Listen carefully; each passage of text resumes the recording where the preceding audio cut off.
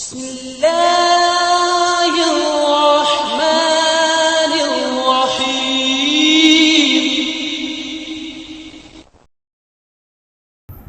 السلام علیکم ورحمۃ اللہ وبرکاتہ۔ سلسلے درس قرآن میں آپ سب کا استقبال ہے۔ ہم لوگ سن رہے ہیں سورۃ آل عمران۔ آج کے درس میں ہم سنیں گے 3 آیتیں، آیت نمبر 24، 25، 26، تلاوت، ترجمہ اور مختصر تفسیر۔ اعوذ باللہ من الشیطان الرجیم، بسم اللہ الرحمن الرحیم۔ ذلك بأنهم قالوا لن تمسنا النار إلا أياما معدودات وغرهم في دينهم ما كانوا يفترون فكيف إذا جمعناهم ليوم لا ريب فيه ووفيت كل نفس ما كسبت وهم لا يظلمون قل اللهم مالك الملك تؤتي الملك من تشاء وتنزع الملك ممن تشاء وتعز من تشاء وتذل من تشاء بيدك الخير إنك على كل شيء قدير۔ ہر قسم کی تعریف اللہ رب العالمین کی، درود و سلام اللہ کے رسول صلی اللہ علیہ وسلم پر۔ اللہ رب العزت ارشاد فرما رہا ہے، یہ اس وجہ سے ہے کہ وہ کہتے ہیں کہ چند دن کے علاوہ ہمیں آگ ہرگز نہیں چھوئے گی، اور انہیں ان کے دین کے معاملے میں ان کی افطرا پردازیوں نے دھوکہ میں ڈال رکھا ہے۔ پس کیسا حال ہوگا ان کا جب ہم انہیں ایک دن جمع کریں گے جس کے آنے میں کوئی شبہ نہیں، اور ہر آدمی کو اس کے کیے کا پورا پورا بدلہ دیا جائے گا، اور ان پر ظلم نہیں ہوگا۔ اے نبی آپ کہہ دیجئے کہ اے میرے اللہ، حقیقی بادشاہی کے مالک تو جسے چاہتا ہے بادشاہی عطا کرتا ہے، اور جسے چاہتا ہے بادشاہی چھین لیتا ہے، اور جسے چاہتا ہے عزت دیتا ہے، اور جسے چاہتا ہے ذلیل و رسوا بنا دیتا ہے۔ تمام بھلائیاں تیرے ہاتھ میں ہیں، بے شک تو ہر چیز پر قادر ہے۔ یہ 3 آیتیں ہیں۔ پہلی آیت میں اللہ تبارک و تعالی نے یہودیوں کے زعم باطل کا تذکرہ کیا ہے۔ یہودیوں نے قرآن کریم اور رسول اللہ صلی اللہ علیہ وسلم سے 2 اسباب کی وجہ سے اعراض کیا، منہ موڑا، نہ تو اللہ کے نبی پر ایمان لائے، نہ ہی قرآن کو اللہ کا کلام مانا۔ پہلا سبب جو تھا کہ ان کا گمان کاذب تھا کہ جہنم کی آگ انہیں چند ہی دن اپنی لپیٹ میں لے گی، جس کی انہوں نے من مانی تحدید کر لی، اور کہا کہ بس ہم چند دن جہنم میں رہیں گے، اس کے بعد پھر ہم آزاد ہو جائیں گے، جہنم سے نکال دیے جائیں گے۔ دوسری سبب یہ تھی کہ اللہ کی آیات کی تکذیب میں انہوں نے شیطان کے برے اعمال کو ان کی نظروں میں اچھا بنا دیا تھا۔ ان کے اعمال کو شیطان نے ان کی نظروں میں اچھا بنا دیا تھا، جو بہت برے تھے۔ انہوں نے اس برائی کو اپنے ذہن و دماغ میں یہ سمجھا کہ یہ میرے لیے، ہمارے لیے بہت اچھا ہے، جیسا کہ قرآن کی دوسری جگہ اللہ تعالیٰ نے فرمایا وَزَيَّنَ أَعْمَالَهُمْ، کہ اللہ تعالیٰ نے شیطان کے ذریعہ سے یعنی یہودیوں کے اعمال کو ان کے ذہن و دماغ میں مزین کر دیا۔ وہی بری چیزیں انہیں بھلی معلوم ہونے لگی، اور اس دھوکے میں وہ آ گئے اور سمجھ بیٹھے کہ وہ حق پر ہیں، حالانکہ وہ حق سے اعراض کر چکے تھے۔ اور ایسے لوگوں کا قیامت کے دن حال یہ ہوگا کہ اللہ تعالیٰ انہیں اٹھا کر ابدی طور پر جہنم میں ڈالے، جس کا انسان تصور نہیں کر سکتا ہے۔ اللہ تعالیٰ نے نبی کریم صلی اللہ علیہ وسلم کو طریقے دعا سکھلایا اور تسبیح اور تحمید کی تعلیم دی، کہ اللہ ہی مالک کل ہے،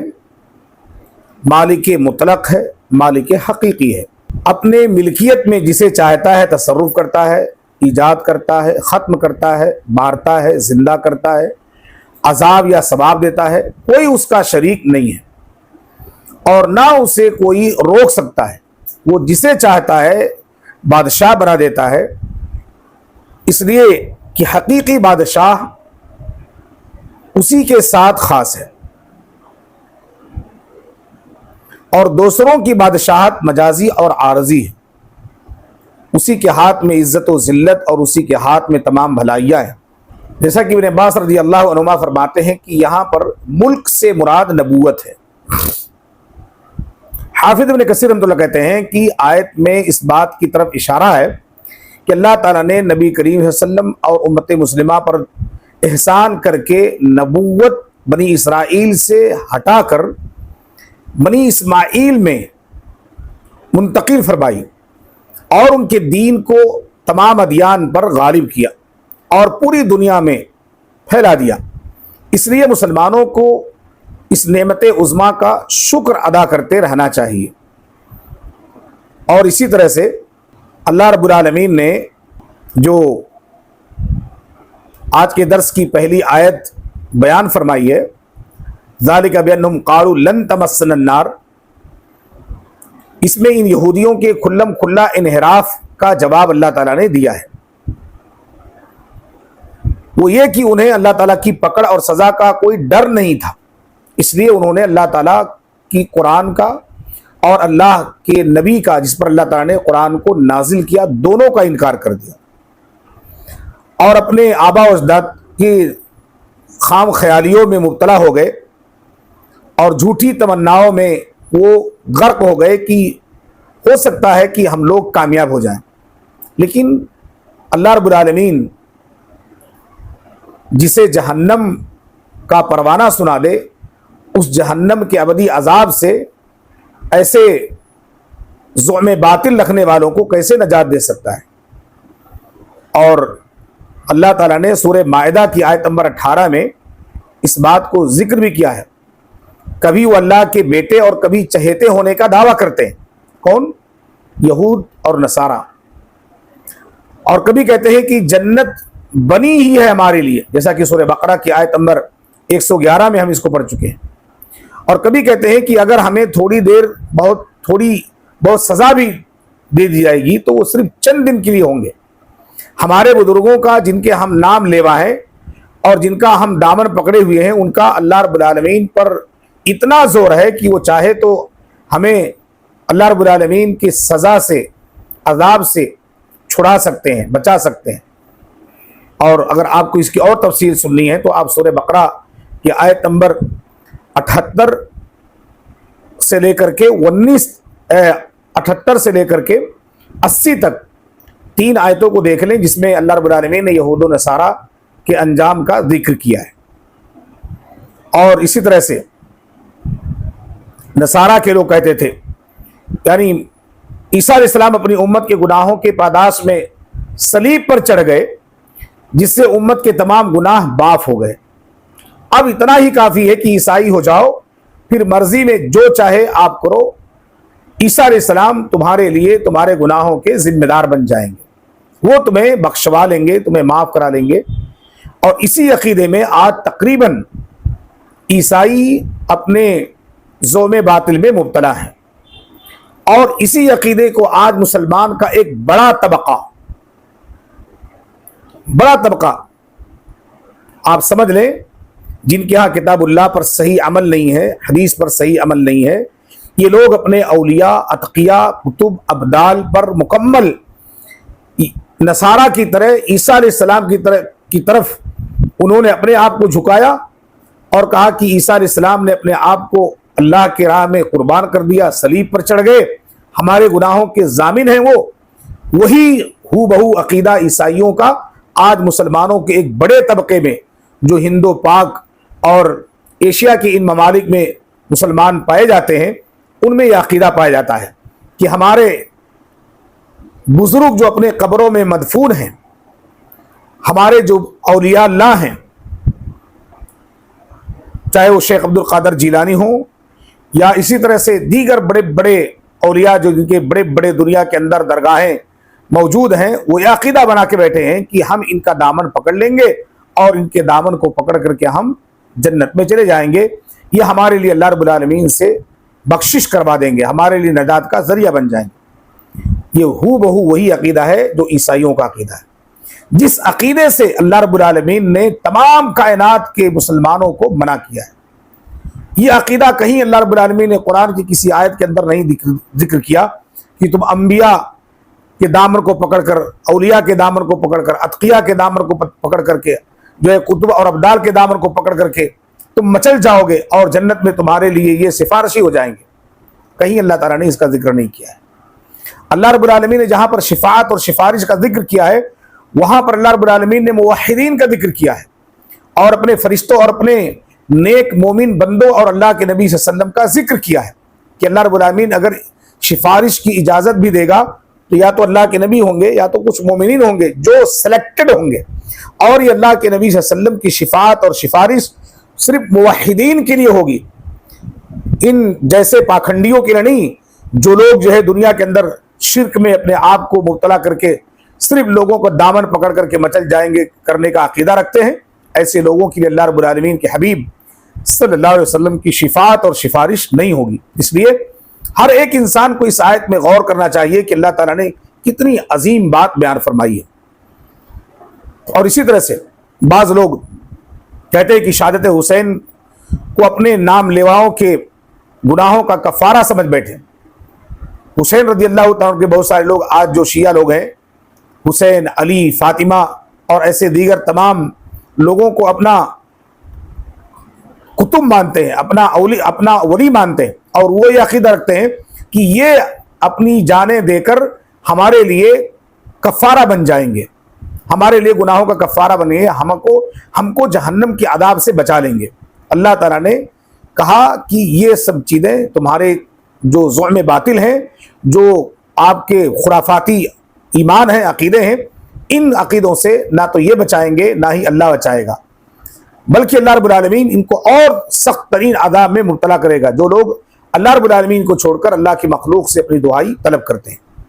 اور جو 25ویں آیت ہے، اس آیت میں ایک تھوڑی سی اور تفسیر بیان کی گئی ہے کہ انہیں جان لینا چاہیے کہ قیامت کے دن جب ہمارے حضور جمع ہوں گے، اللہ تعالیٰ کہتا ہے کہ انہیں جان لینا چاہیے کہ جب قیامت کے دن انہیں ہمارے حضور جمع کیا جائے گا تو ان سب کا بہت برا حال ہوگا، ان کے من گھڑت عقیدے ان کے کسی کام نہیں آ سکیں گے، اور نہ انہیں اپنے بزرگوں سے جھوٹی محبت اور دامن گیری اللہ کے عذاب سے بچا سکے گی۔ کوئی نبی یا ولی اللہ رب العالمین کی مرضی کے بغیر سفارش بھی نہیں کر سکے گا۔ تو اس لیے ہم تمام لوگوں کو اللہ رب العالمین کی ذات پر بھروسہ رکھنا چاہیے اور اللہ رب العالمین کے حکم کے مطابق، اللہ کے نبی کے فرمان کے مطابق زندگی گزارنی چاہیے۔ اگر ہم نے اللہ اور اس کے رسول کے فرمان کو چھوڑ دیا، ان کی اطاعت اور فرمانبرداری کو ہم نے پس پشت ڈال دیا، تو قیامت کے دن اللہ رب العالمین ہمیں بھی پس پشت ڈال دے گا۔ اور آج کے درس کی جو آخری آیت ہے، اس آیت میں اللہ تبارک و تعالیٰ نے یہودیوں کی غلط فہمی کو بیان کیا ہے، کیونکہ اللہ تعالیٰ نے اس آیت میں اس بات کو ذکر کیا ہے جو ہمارے لیے قابل سماعت ہے، اور وہ آیت یہ ہے، قل اللہم مالک الملک تؤتی الملک من تشاء وتنزع الملک ممن تشاء وتعز من تشاء وتذل من تشاء بیدک الخیر انک علی کل شیء قدیر۔ یہاں پر قل اللہم مالک الملکی، مالک الملکی میں جو لفظ مالکہ پر زبر ہے، یہ مالکہ کے زبر سے پہلے اصل میں یا مالکہ ہے، یا حرف ندا اور مالکہ جو ہے منادہ ہے، جس کی وجہ سے یا مالکہ میں مالکہ پر کاف پر زبر آیا ہوا ہے، اصل میں یا مالک الملکی ہے۔ علامہ سیبویہ اور خلیل نے کہا کہ یہاں پر زبر اسی وجہ سے آیا ہوا ہے، اور اسی طرح سے امام شوکانی رحمۃ اللہ علیہ نے کہا کہ اللہم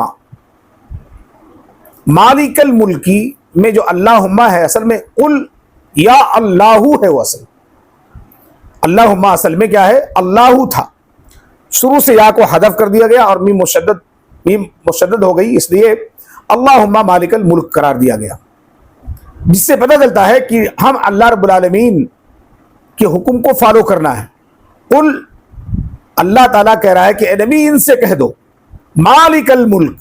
پوری کائنات کی بادشاہت، حکمرانی، ملکیت اور اس پر تصرف صرف اللہ رب العالمین کی ذات کا ہے۔ جب یہ چیز ہمارے سمجھ میں آئے گی تو ہم اللہ رب العالمین کو ہی سب کچھ سمجھیں گے، اور جس دن ہمارے سمجھ میں آ جائے گی کہ کائنات کی بادشاہت صرف اللہ رب العالمین کے ہاتھ میں ہے،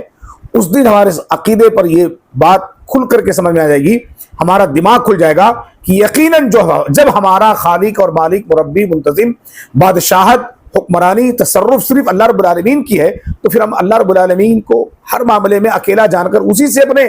لیے تمام ضروریات کو پوری کرنے کی آرزو رکھیں، اسی سے اپنے تعلق رکھیں، وہی ہمارے تمام کام کو پورا کرنے والا ہے، اس کے علاوہ کوئی نہیں۔ تب جا کر کے ہمارا عقیدہ سمجھ میں آئے گا۔ اور جب ہم اللہ رب العالمین کے مخلوق میں ان ساری چیزوں کو ڈھونڈیں گے، تلاشیں گے، تو اللہ رب العالمین نے اپنی مخلوق سے ان ساری چیزوں کو اٹھا لیا ہے، اور اللہ رب العالمین انہیں کسی چیز کا مالک نہیں بنایا ہے۔ مالک تو اللہ تعالیٰ ہے، مالک الملک توتی الملک من تشاء۔ اب یہاں پر ملک سے مراد جو ہے نبوت ہے، جس کو اللہ رب العالمین چاہے عزت اور وقار کا منزل اور مرتبہ عطا فرمائے، اور جسے نہ چاہے اسے محروم کر دے۔ وَتَنزِعُ الْمُلْكَ مِمَّن تَشَاءُ، وہی تمام قسم کی بلندی اور مرتبہ کو عطا کرنے والا ہے۔ اس لیے وَتُعِزُّ مَن تَشَاءُ وَتُذِلُّ مَن تَشَاء کہہ کر کے اللہ رب العالمین نے اس بات کو پوری امت تک پہنچا دیا ہے کہ عزت اور ذلت اللہ رب العالمین کے اختیار میں ہے، وہ جسے چاہتا ہے سربلندی عطا کرتا ہے۔ اصل میں یہاں پر اس آیت میں یہودیوں کی غلط فہمی کا تذکرہ کیا گیا ہے۔ یہودی سمجھ رہے تھے کہ موسیٰ اور عیسیٰ علیہ السلام کے بعد نبوت ہمارے ہی نسل میں باقی رہے گی، اور اللہ رب العالمین ہمارے ہی لوگوں میں سے کسی کو نبی بنائے گا۔ لیکن اللہ تعالیٰ سے جب اس قوم نے ہٹ دھرمی کی، اپنے درمیان پائے جانے والے نبی موسیٰ علیہ السلام اور عیسیٰ علیہ السلام کے ساتھ جب انہوں نے دوغلا پالیسیاں کی، ان کے ساتھ گھاتک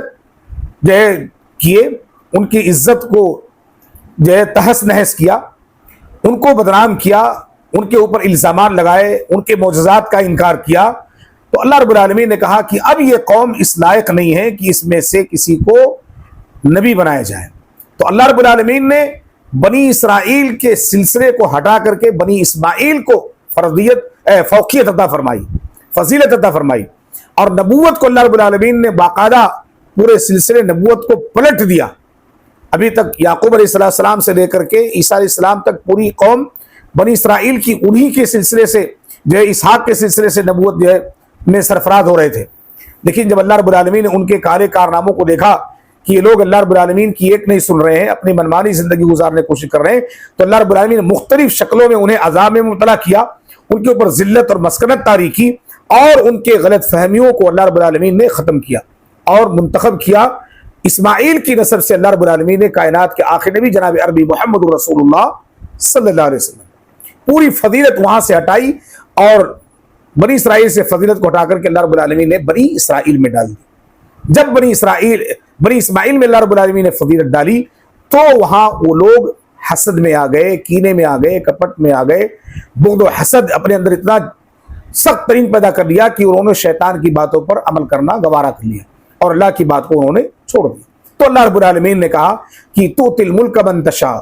وتنزع الملک ممن تشاء وتعز من تشاء وتذل من تشاء بیدک الخیر انک علی کل شیء قدیر، کہ اللہ رب العالمین جسے چاہتا ہے نبوت دیتا ہے، جیسے چاہتا ہے نبوت دیتا ہے، جس خاندان میں چاہتا ہے نبوت دیتا ہے۔